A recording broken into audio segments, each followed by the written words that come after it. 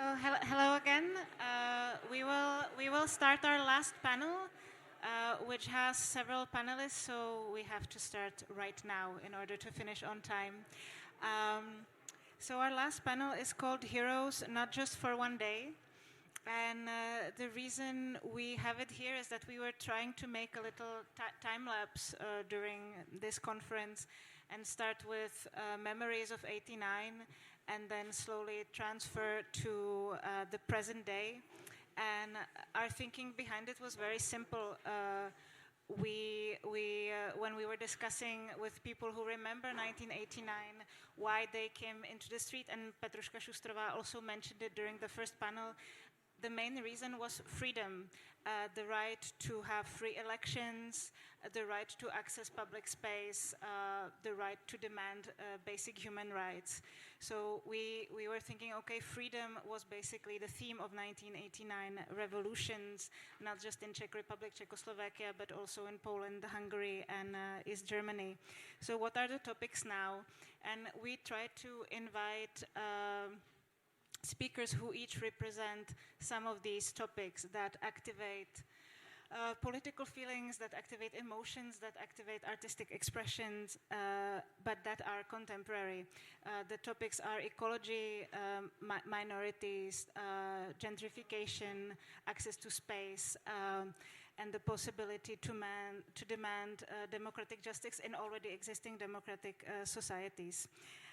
Our speakers are in order of appearance, Sonia Dermience, who is an art historian and curator based in Brussels, founder of the art space Complot. I will introduce her a little bit more once we start her presentation. We also have with us Tamara Moyzes, who works in Prague and Bratislava and labels herself as a political artist, works with various mediums, mainly documentary, film, video art, and performance. She works with Roma community. She defended the Palestinian cause during her time in Israel. And we have John Jordan visiting us from France, who will speak a little bit about his involvement with the Zone à Défendre in northern France. We are really pleased to welcome Sébastien Hendrickx, who represents Extinction Rebellion Belgium, and we'll talk a little bit about what's happening now in this context. And I'm personally very happy that Mikuláš Minář is here with us from the Czech Republic. Mikuláš founded a civic movement as a student of the theological faculty a couple of years ago. It's called Million Moments of Democracy, and it's basically the largest civic movement that happened since 1989, bringing hundreds of thousands of Czech citizens to the street protesting certain aspects of our current government. So that's what will happen. Each of the panelists has 10 minutes to present what they are doing, and then we will have a group Q&A. So let's start with Sonia Dermience.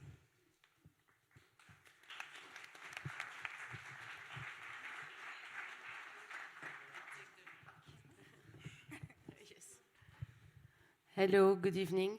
It's not part of my job, but I show you again this book, which is great. They just published it. Very touching. This way, that way.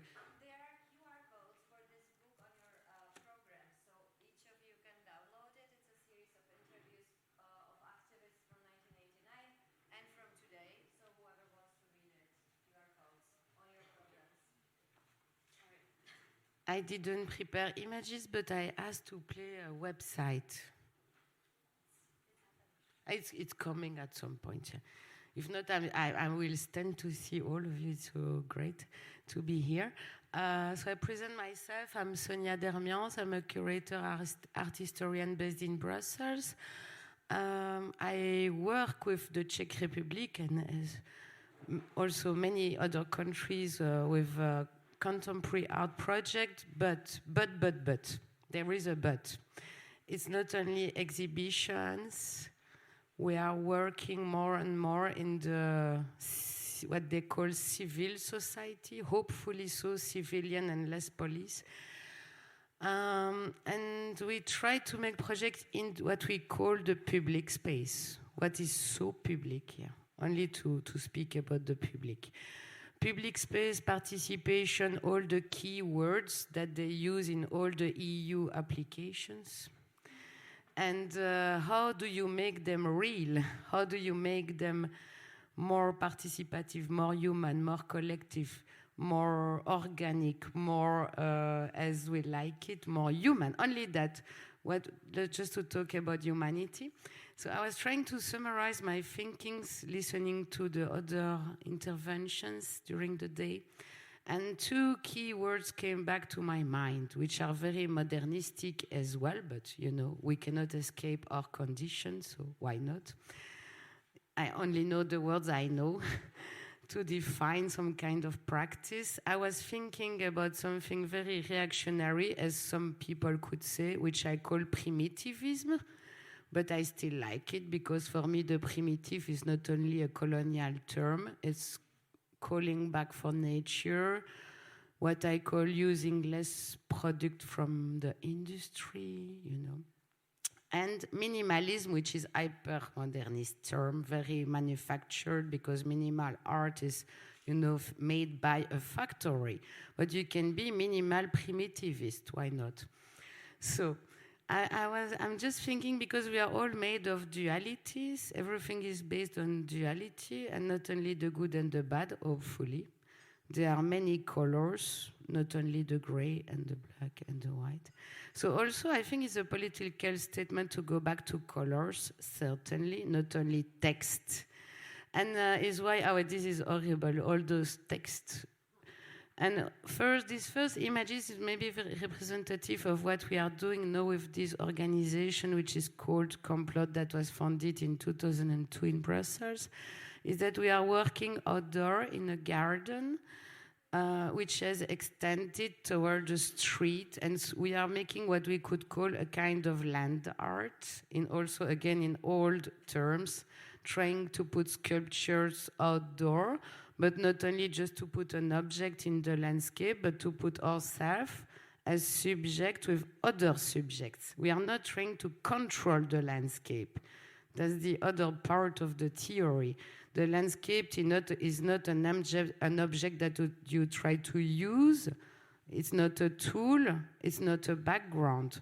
You are part of this landscape, and that's the whole thing. And the landscape is a part of manufactured thing and a part of nature. As we are part of both of them, as we know, we are very hybrid by now, as we are full of plastic already. So we are the new robots. So this is this kind of thing, a small, very humble example of this kind of practice of artists is that there is a renovation. Also, our space is in a social housing. We are at the ground floor of a tower block, and they are renovating the house, and we are using elements from the architecture. And we created this agenda, for example. Everybody fills in the calendar. So it's also this idea that the exhibition space is not just a white cube anymore. It can be just the entrance where anything can happen. So someday you find a lot of gardening tools, and the next day there is a video, and then the next day there are kids playing. So it's obviously this hybridation, as we like it. As we are plastic and organic, we are also hybrid. So as everything is integrated, you know, things can happen. Basically, hopefully, that's what is happening to us. Out of the control, for the good and the bad, sometimes in a good mood, sometimes in a bad mood, and sometimes with the police. I was looking at Extinction Rebellion. And sometimes without the police, sometimes with an authorization, sometimes without an authorization. So we are always playing on that thing. Do we ask for it? Don't we? What is happening? When they come? Anyway, we are surrounded by civilian police. It's called Kuregem. The neighborhood must be they call it the most diverse neighborhood of Brussels, which means the most poor neighborhood of Brussels.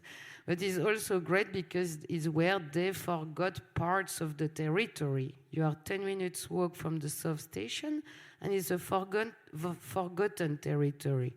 I don't want to use the terms that some people used in other countries, which are fascist, but let's call it, in French, we call it a terrain vague for the good and the bad. And since we have ecologists now at the local council, they call it triangle for diversity. So we are part of the terrain vague triangle for diversity. So it means we do everything ourselves. We are creating a new urban space. These are, this kind of project that we do. Another example is this thing we did in a museum, which is a kind of infiltration in a very classical 18th century museum, which is dedicated to an artist who was a kind of hero of socialism. So he was representing the workers in the 19th century for the new socialist party. And we put some pieces in that. So, for example, this is a fake hamburger made by an artist behind this representation of femininity. Femininity for this artist was more like a woman feeding a child while she's working. Okay. But so is this, again, revisiting the landscape. For us, it's just another landscape. So I think my time is over. 2 more minutes? Okay. And this is, so sometimes I don't know how to define ourselves, this kind of practice. Sometimes to be more provocative, we still call it a kind of Marxist things because, it can be scary. So obviously, sometimes you want to look more sexy and sometimes you want to look more aggressive. So the use of word is, on the other side, very important. And we are kind of working with local authorities on the use of terms and even with the schools, because sometimes they even pedagogic members of the team even use. I've been cut, no. The term, for example, somebody from the pedagogical team of that school used the term weapons, that we have to give weapons to the student. I was like, no, not even tools, because that's productivist. We have to give them elements. Next time he came back for the meeting, I was like, okay, you're right. No weapons, no tools, elements. I was like, good. So I just talking about vocabulary, just for ourselves, this kind of psychoanalysis we are doing to ourselves. So only this kind of small dialogue are maybe sufficient to go on. We don't need to make big sculptures, or that's it. Thank you.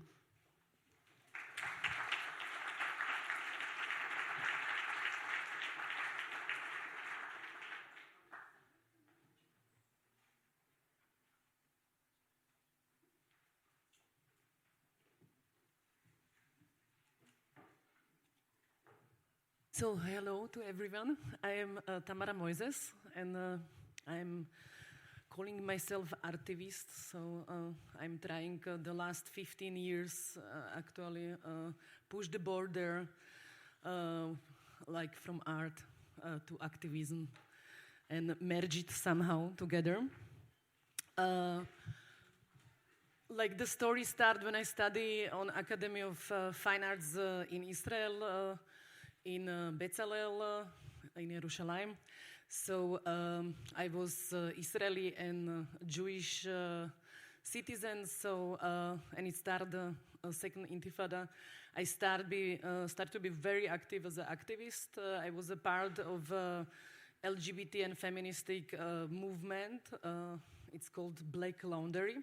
So we went and we was working with Palestinian activists in a time of second Intifada. And when I went back to Prague, so I started to work with several NGOs, Roma NGOs. And until today, I'm trying to explain and merge that curators and artists can work with NGOs together. And I built actually in 28, in October 2018, gallery called Activist Lab. We get the place from Charles University, and the main idea it's behind you. And always I'm inviting for 3 months, one artist who open some really interesting and very important topic. And then 3 months we make lectures, workshops, discussions, screenings. And of course we cooperate with Charles University so that we have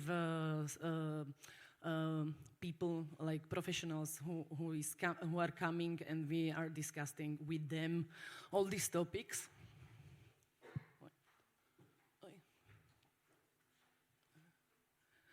Yeah, we invited Stodela, and we screened their new video. We had a very we had a discussion about anti-Semitism today, related to the new law, and now I will show, because I am as artist as well, so I will show my work that it's in a book from MoMA, and it's related to this photography. This photography exists until now in an anthropology museum in Vienna.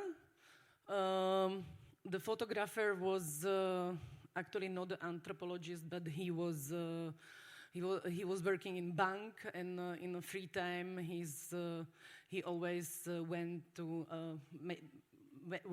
make some photos from Roma people, and it's a big stereotypization, of course, without any explanation in a museum. So I make a Museum of Anthropology 1, and I just open the prisma, and I put like a white woman's naked, and it's a contest, so it's a naked Miss, and actually for us, naked Miss is super liberal, and it's cool, and it's fine. Not today, but in this time. And Roma naked women are like when you see the photo, you have a totally other picture. Then this is Museum of Ethnology 2 and Museum of Ethnology 3 with paparazzi. Actually, of course, I try to criticize that we never know when we see such a stereotype photo, like who take it, how he take it, and what is behind of this photography. That's why I open the Prisma. I built in 2010 with David Tischer and Vera Duždová, who are Roma activists and artists as well. A group Romani Kale Pantera, what is Gypsy Black Panthers, and we are working on the borders of activism and art. Now, and this exhibition, Ministry of Education warns. Is related actually to 2007, and we did it again in 2017 as not really many change happened until in the time of a 10 year. Even that Europe make with the hand to Czech and to Slovak as well in the case of Roma kids and segregation, that they are mostly put into the special schools. Now it is like one of the changes that we do not call it special schools anymore, but they still be segregated. So we need to make a lot of work. So that's why we did, or I did exhibition. And I invite Roma and not Roma artists, but mostly Roma. That it's really important that we will not make an exhibition about Romas, but without them, what's mostly happened, and of course, yes, it's so Roma artists are as well activists, all of them. They are trying to break the stereotype that Roma art is just folklore and very nice Roma music, but they have today academies, and they are a part of a contemporary art scene. So this is Emilia Rigova, that she is actually the first Roma artist that she won this year, very like the best prize for art, contemporary art in Slovakia. So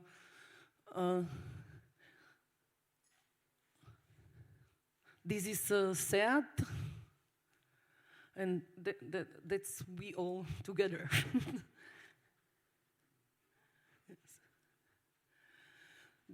The idea of the Romanecale Pantera, Gypsy Black Panthers, is that it's of course a group that I never can tell the number, how many we are, because it's really spontaneously when someone feels that he wants to be part in so in some action, so he is a part of some action, and we mostly make, of course, actions on a street, happenings, and really with really good timing.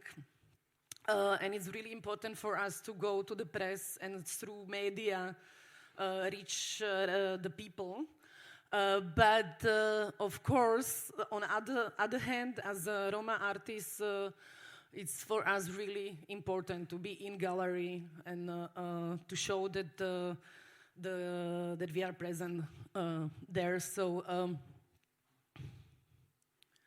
this is an installation that the Romanecale Pantera did in Gallery of Academy of Fine Arts, and it was the same exhibition about with the topic of segregation, Roma kids, and we give little keys to everyone, and they need to open the bunch of the books. So we are usually wearing such a Black Panther stuff, and it's a little bit funny, but it's for purpose, because we have not really in each European country the law that you cannot cover your face really. So it's most as a Mickey Mouse, as we didn't want that someone will shoot us on the street.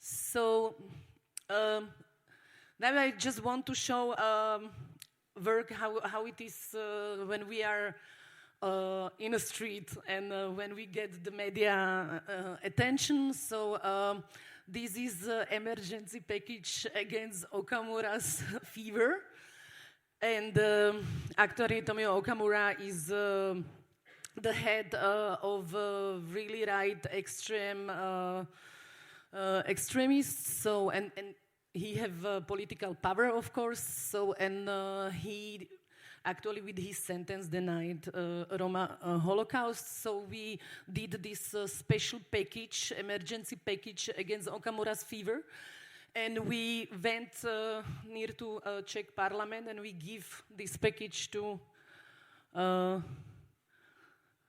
even to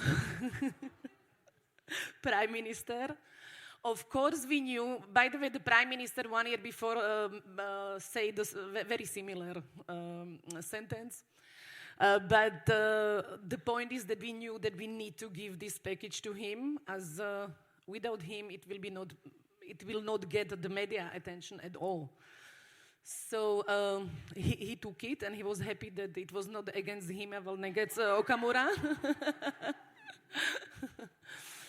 And that's why we have this ridiculous stuff on our heads. And of course, it's get this action was really it's get a really powerful media attention, and this was our goal. And usually, it is our goal, that we can change somehow through news the public opinion. And that's all. And thank you very much.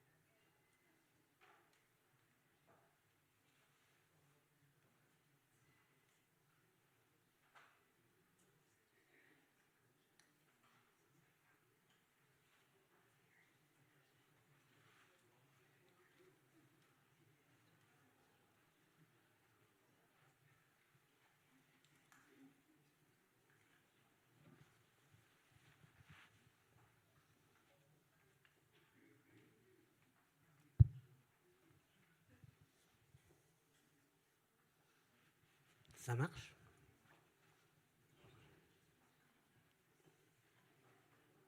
Sorry, we're just... it's there. Okay. 10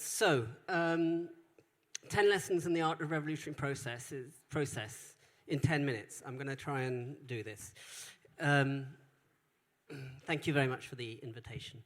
So, 1989. In fact, 1989 changed pretty much everything for me.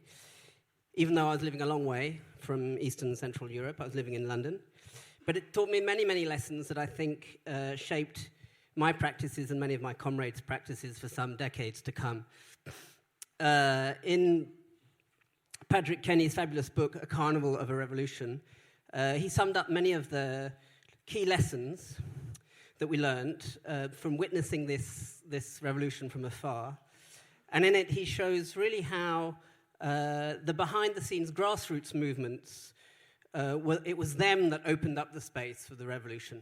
It wasn't the traditional political opposition. It was really these subcultures, theatre makers, punks, artists, etc.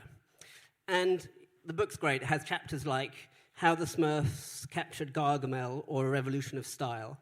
And it really showed that when artists put their creativity to social movements and use the absurd, things really open up. He showed really that sometimes the best politics, in fact, doesn't look like politics at all. So, lesson number 1, it starts with disobedient bodies. So it's 1989, it's the summer. I'm the same age my son has now, 24. I'd never used a computer. There were no mobile phones. The internet wasn't even invented. The Soviet Empire kind of existed, but just. And no one had ever heard about the greenhouse effect, now called climate change. And at the time, the ppm, the parts per million of CO2 in the atmosphere, was 353. 3 over the safe limit of 350. We're now at 415. And I'm with a comrade, and we're in a collective, and we're doing a 3-month-long durational performance that's called Tree of Life, City of Life. And we call it a listening sculpture. And we cross London, living in this kind of strange yurt thing, for 3 months. And we listen to the city, listen to its metabolism, listen to the metropolis, feel the flow of a culture which puts money in front of life. And at one point, we end up in this place. We make this banner which says, "The measure of the new days is the love of the surface of the earth like the skin of a lover." And we have a little windmill which is powering in the tent this little black and white TV. And one night, we see this.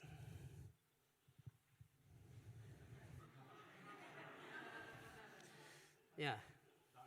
No, fuck. There.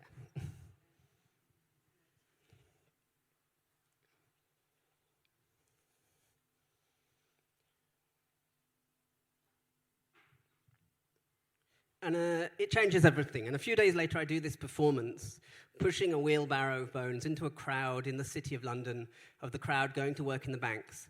And I think, I have to do performance outside and have to use my body in resistance. And most of the crowd think I'm completely crazy, and this guy's just left a psychiatric hospital. And I realize art gets in the way. At that moment, I realize that actually art is part of the problem.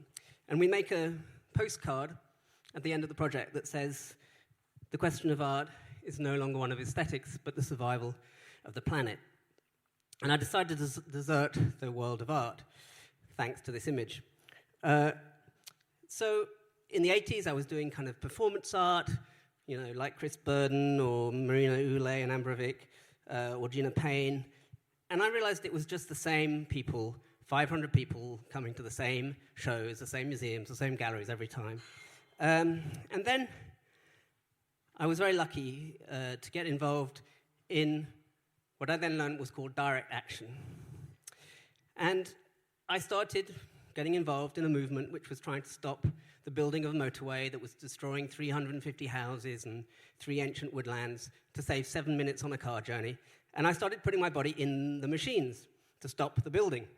And I realized that direct action was not asking politicians to do things for us. It was doing things for ourselves. And that was how things would really change. And so the images from that moment, for me, were exactly the same as all the art that I was interested in at the time. Stellark hanging himself from a crane, except there was a big difference. The difference was it was functional. It was beautiful and functional. People were blocking these infrastructures. 700 roads were cancelled as a result of this movement, and yet it was also deeply theatrical and performative. And I ran away, deserted what the art critic Susie Gablick calls the prisons of the art world. Of course, it meant I spent a bit more time in the prisons of the real world. This is my clown being arrested at one point. What was great was the police records said I was a 23-year-old female. I was already 40, so that was great. But when you disobey in the art world, you get on the front pages of Art Forum or whatever, you break the canon. When you disobey in the real world, you get called a domestic extremist, put on the front pages of the newspapers. This is me, number R, before I had the beard. But I'm surrounded by my friends, who don't look really like terrorists, but these are police photos. And what I realized about working in social movements was actually there was solidarity. There was deep solidarity. There was no more competition of who was going to get the next show, who was going to get the next grant. There was actually friendship. 4, and I'm at 6 minutes. Fuck, I've got to go faster. Okay. Embed your creativity within social movements. Don't be an extractivist artist. So, extractivist art. I think we've seen a bit of it today, I'm afraid. It's artists who go and witness resistance, and then they suck out its force and put it into an art world.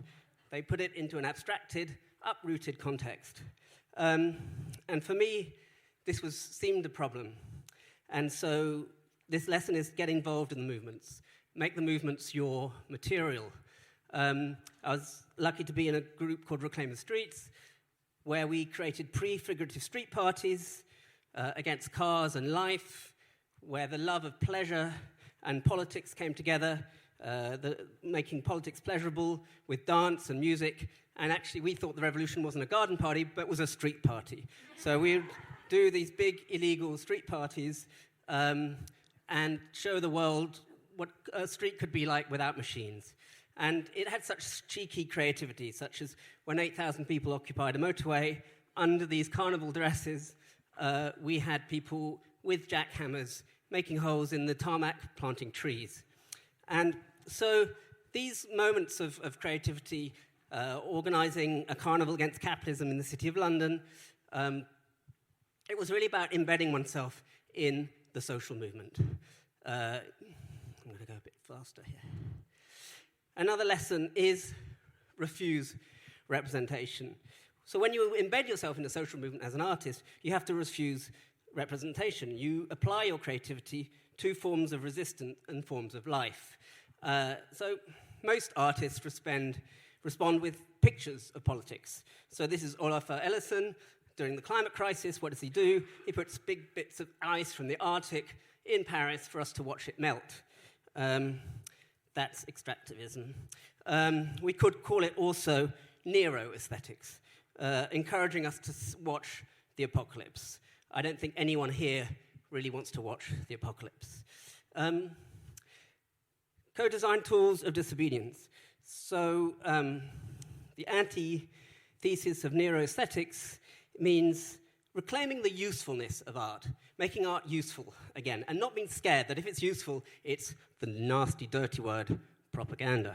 And so in 2004, we created, with Isabelle Frémaux, who's a popular educator, we created the Laboratory of Insurrectionary Imagination to create new forms of disobedience. We bring artists and activists together, mostly during participatory workshop, and we together create new forms of disobedience. We don't create pictures of politics, but tools. We have done many. I've got 1.5 minutes left. So that can involve shields for a climate camp to go through police lines. It can involve benches, bench plaques, working with unemployed youth. It can involve starting in a theatre and arming the audience with ants that sabotage computers, and then going out into the street to put the ants into the banks that are funding fossil fuels, such as BNP Paribas, which funds the BOZAR, just a little thing. And just to end, well, nearly end, confusion is more powerful than confrontation, something we learned beautifully from the Orange Alternative. So in 2003, came up with the idea of the clandestine insurgent rebel clown army. The idea was to merge the deep art of the clown and the art of direct action. There was a lot of pink and military stuff, not pink tanks, but pink military gear, pink lipstick. We would do things like go into the recruitment agencies during the Iraq War to try and join the army. We were an army. We wanted to join the real army, but we were really crap at filling in the forms, and so often we would get evicted, and then they would shut it down, and we'd set up our own crap agency outside. It was a meme that went all over the world, became quite a kind of fashionable form of activism, at which point we deserted. And to end, is that okay? I've got 1 more minute. Okay. To end, become the territory, or the revolution starts in your own garden, which is connected to every other garden, of course. So, the hypermobile metropolitan cultural class spends its time moving from biennial to biennial, from one conference to another, passing through the non-places of the airports, the same museums, the same hotels, the same cafes, the same galleries, uprooted from any material place. We're ripped up from local communities, distanced from contexts where we might have some agency in transforming the real world. And it suits the status quo super well that all these radical thinkers and makers don't have a territory. If your artist's CV can say he or she has shown work in Istanbul, New York, Dubai, Prague, and she lives between Berlin and Copenhagen, you have value in the art market. If you say you've worked as a local artist in your local village all your life, your career is fucked. And so in 2011, we used to live in the metropolis, and we moved to this place. In 2016, we ended up in this place, which is called the ZAD. And this is a squatted farm in western France, and it happens to be bang where the French government wanted to build an international airport for the city of Nantes. Initially, the infrastructure project was resisted by local farmers. And in 2009, following an invitation by local activists to come and squat the empty buildings, it became Europe's largest open-air, occupied, autonomous zone against the airport and its world. And it became known as the ZAD, la zone à défendre, the zone to defend. And it's a laboratory of commoning, and it merged over 1,650 hectares with about 7 different living collectives, 400 people, and for 6 years existed without police, without government, without judges, without elected officials, or any laws of the state. I hadn't got time to talk about the amazing thing that happened there, but it became a territory where we tried to take back everyday life into our own hands and break the separations between art and everyday life, between resisting and building, between art and craft, between everyday life and activism, with radical camembert, of course. Between the useful and the beautiful, we built a lighthouse where they wanted to build the control tower of the airport. And never forget the power of ritual. To resist the actions, at one point, 40,000 people came and placed sticks in the ground and made a pledge to return and get them if the government came to build the airport. It's a long story. There was eviction attempts by the French state. They destroyed our houses. We rebuilt the houses with 40,000 people, but we continued to resist. And in 2018, after 40 years of resistance, the airport was cancelled. And this is the beautiful thing. Last one, beauty is enabling life to live more. And because we have become the territory, we know its winding paths. We've become its woodlands and wetlands. We know when the owls give birth and the salamanders mate.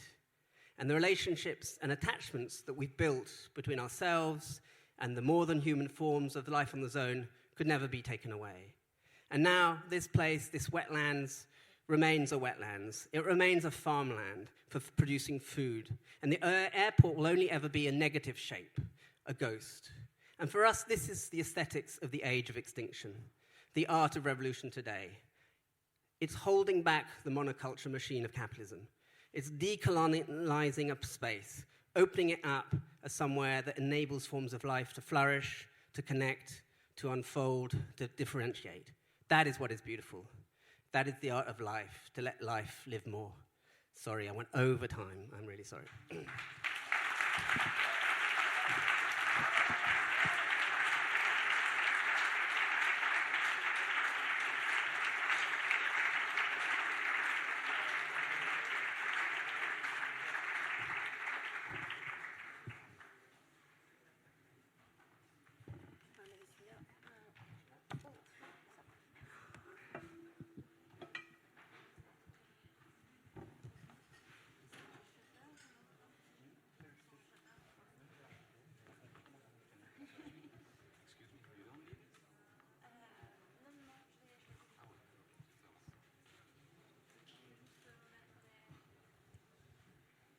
Hello, thanks for inviting. It's very tough to be the guest speaking after John Jordan, so I'll try to make it as interesting as possible. So why I'm here is because I'm part of Extinction Rebellion.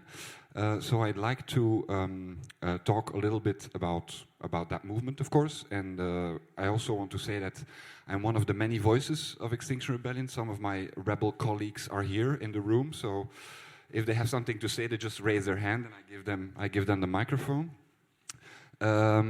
So then I would also like to talk a little bit about my personal view on how arts and activism could relate to each other, because I also work in the arts. I think that's the second reason why I'm here. So for those who don't know Extinction Rebellion, we are a movement that started in the UK, and it became public not much longer than a year ago. And now we exist in many countries. I'm watching, I don't know, 50 countries or something like that, like a lot. And what attracted me in Extinction Rebellion, because I have already some pasts as an activist, is that it has a strategy. It proposes a strategy. If the strategy will work, this we don't know, but at least it has a strategy, and I think it's how Roger Hallam, one of the co-founders of Extinction Rebellion, calls it our best bet. So what is the strategy? So it is through actions of civil disobedience, non-violent civil disobedience, and mass actions. So that's what we're aiming for, to have a lot of people out on the streets, to put the climate and ecological crisis on top of the political agenda.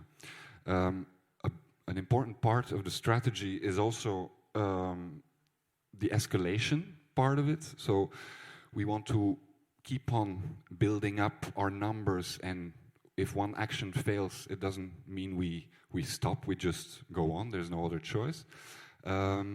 So indeed, I wouldn't call myself a hero, but we're at least not trying to be a hero of one day. We try to go a bit further than that. What is this strategy heading for? So we have 3 demands, and one of them is declare climate emergency, climate and ecological emergency. The second one is come up with a radical plan tackling that crisis. And the third one is we want citizens' assemblies installed in order to come up with that plan. So we don't believe that party politics will get us there. So what are citizens' assemblies? I can maybe briefly talk about that. That is so a form of deliberative democracy. So there's a cross-section of the population coming together. It's by sortition, so people are sorted from the population, but it's a kind of representative group, and they come together. They talk about what is happening, what should be done, and they make a kind of they propose policies, and they are informed by experts. So, and I think an important last thing to talk about Extinction Rebellion in general is that we're not only about doing actions and about strategy, but we also try to be prefigurative. It's a fancy word to say that we try to enact or already live the world we want to live in. So I think John Jordan's description of the ZAD is a very beautiful example of that kind of prefigurative way. But how we do it within the movement is, for example, regenerative culture, how we call it, is an important aspect. So it's taking into account emotional states of people, energy levels. Energy is not, it has limits. So in order not to be a burnout activist, you need to regenerate from time to time. I think another thing that is important when it's about prefigurative is that we try to be as intersectional as possible. So we are aware of the fact that the climate and ecological crisis is not something that is distinct from the struggle against social inequality, the struggle against racism, sexism, and so on. So there's these intersections of struggles that we want to be aware of and want to act upon. I can maybe talk a little bit about what you're seeing behind me, and it's I have it here. I think I have to push this thing. No, this thing. Wait, how much time do I have left? 5 minutes, perfect. So we had our first big action 2 weeks ago, big national action, which was the Royal Rebellion. It was a garden party, or we tried to make it into a garden party. We wanted to have people's assemblies. It's kind of citizens coming together discussing concrete topics. So it's not a sortition thing, it's not a representative thing of the citizens' assemblies, but it's the people's assemblies, and we wanted to have discussions about topics connected to the climate and ecological crisis in the garden of the King's Palace. The police didn't allow us to go in there, so we found a square close by, which is the Koningsplein, Place Royale. It's right next to where we are. So that was on the 12th of October, and I can maybe show some pictures. So there was some art involved, and some food that we didn't manage to eat because the police didn't let us. So there were also a lot of people's assemblies and police. And so after a few hours, they did this without any warning. Not any warning towards the whole square. There were kids on the square. It was quite shocking. This is the man who was, you could say, responsible for the whole operation. It's Commissaris van der Smissen. I don't know if he's in the room. And he's also like a tough guy, as you can see. So there was pepper spray, there was a water cannon, there was police batons, there were dogs. It was not really what we expected, actually. So a lot of us were shocked. Yeah. We had a boat, like this is an art thing that reappears in many Extinction Rebellion actions. Yeah, SWAT. And it was named after the 4 kids of the king. This is the last picture. How many? 2 minutes? Okay. So I think I want to say 2 things. One is about 1989. I was 6 back then. And I was living here in Western Europe. So which means I grew up in capitalism, and I have never known another system than this system. So it is also difficult, I think, for people who grew up in this system to imagine that something else could be maybe possible. So it becomes a kind of naturalized thing, capitalism. And it's of course also very difficult to be a rebel or to be a revolutionary because everybody takes part in capitalism. You cannot really escape it. So everything you do is always a bit hypocritic. This is inescapable, I think. I think the revolution, it's a big word, but I think what poses a real threat to the current system is the climate and ecological crisis. And I think it's our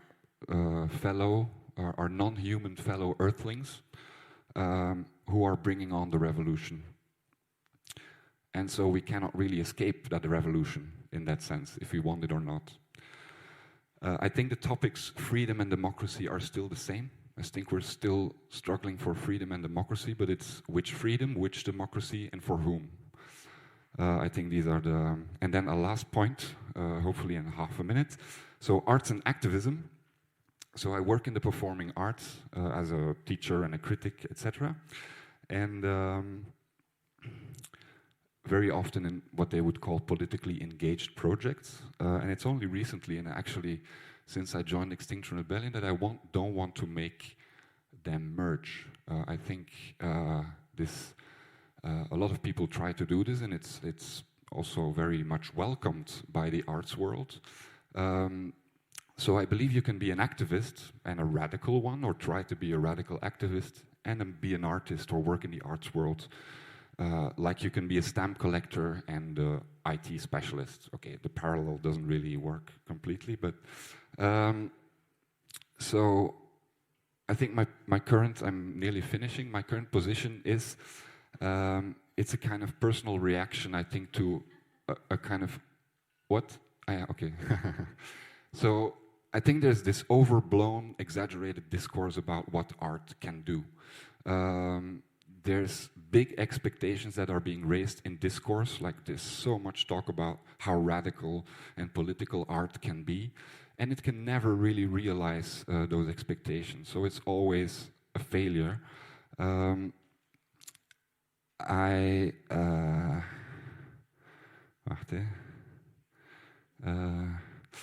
lot of my colleagues talk as if they are they talk about the revolution, but they act as if they still live in reformist times. I think that's a big thing, that we are living in revolutionary times if we want it or not.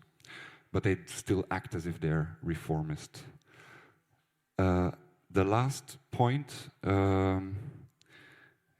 is I think that a lot of that political art is actually politically ineffective and aesthetically dull.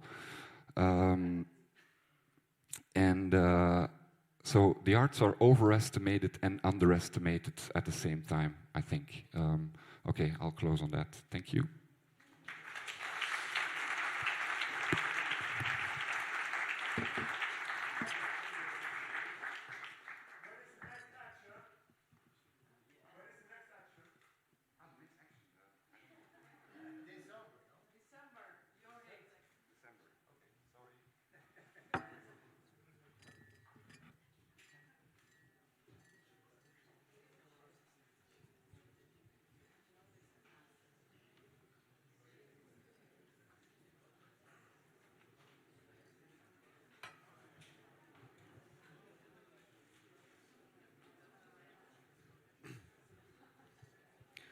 Okay. Hello, ladies and gentlemen. Nice to meet you. My name is Mikuláš Minář. I'm 26 from Czech Republic, and I'm the leader of Million Moments for Democracy movement.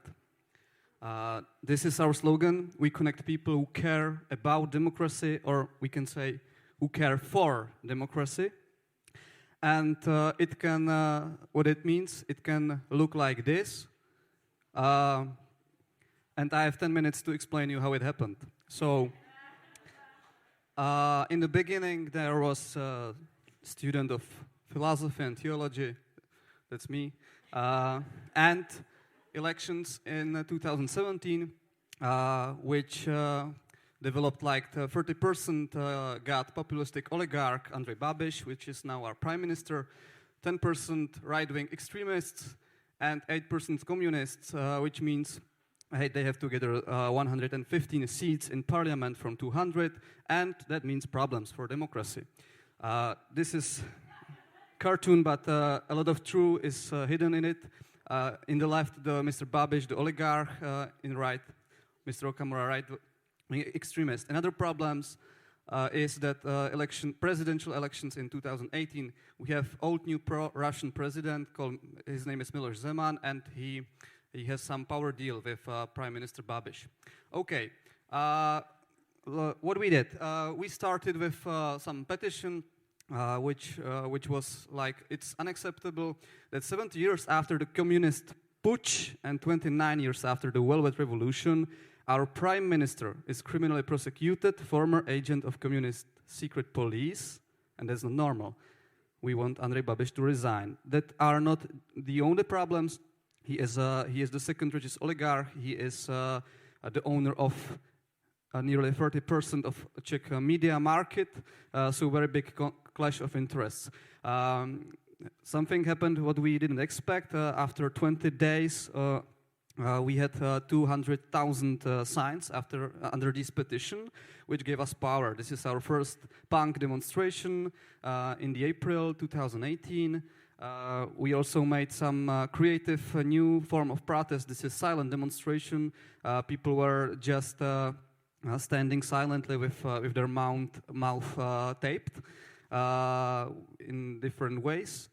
There was some march before the government official office. This is silent shouting. Funny thing. Let's go. We also had a noisy protest. This is our second big demonstration against government with communists, but it happened. What's I think more interesting that there was some big demonstration in Prague is that more than 100 cities and villages joined our movement through whole the country. Here is some big picture of the photos of these towns and cities. This is something that has not precedent in our country. We don't do only demonstrations. We also make celebrations because we think that's also very important. So last year we had 100th anniversary of Czech Republic of Republic. We proposed 3 core values for the next 100 years: kindness, critical thinking, and courage. The point is that if these 3 sticks should be stable, you need 3 values. Always the 3 together. If you have just 2 of them, it doesn't work. And these values are core for every Democrat and for whole system. Everybody could join with these symbolical sticks placed somewhere on the public place. We did March for Decency because I think the very big problem of our politicians is that they are not decent. They do everything they can. It was pretty huge, I think 3 kilometers long, and very powerful photos from which were in the media around all the world. We wanted and still want a demission of our prime minister.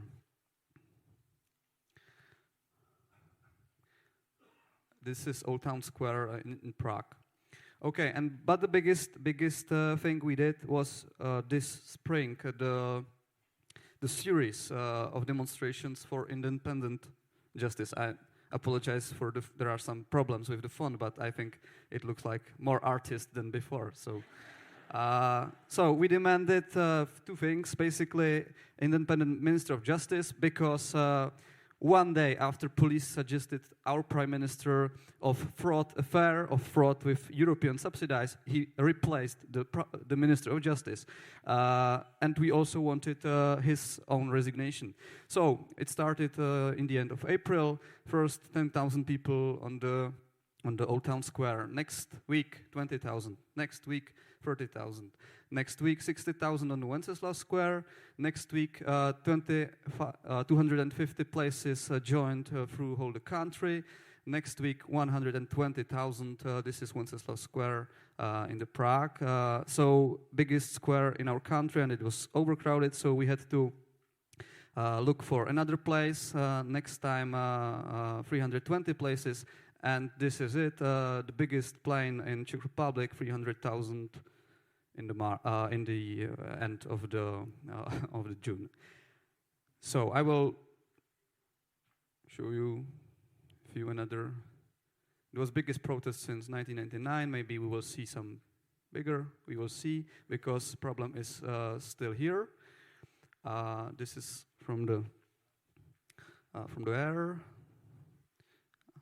There is Prague Castle.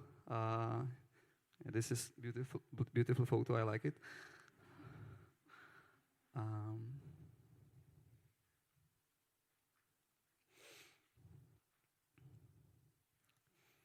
Me and my colleague Benjamin from beginning in the movement. So this is our abroad division. We are very glad that Czech living in abroad joined our movement. So now we can have another slogan. We connect people who care about democracy around whole the world. What is the next before us? Again, for democracy, we will be celebrating 30 years of Velvet Revolution in 3 weeks. So probably the Letná plane will be overcrowded again. What are our goals? Our goal is strong and healthy democracy. We have 2 strategies or strategic aims.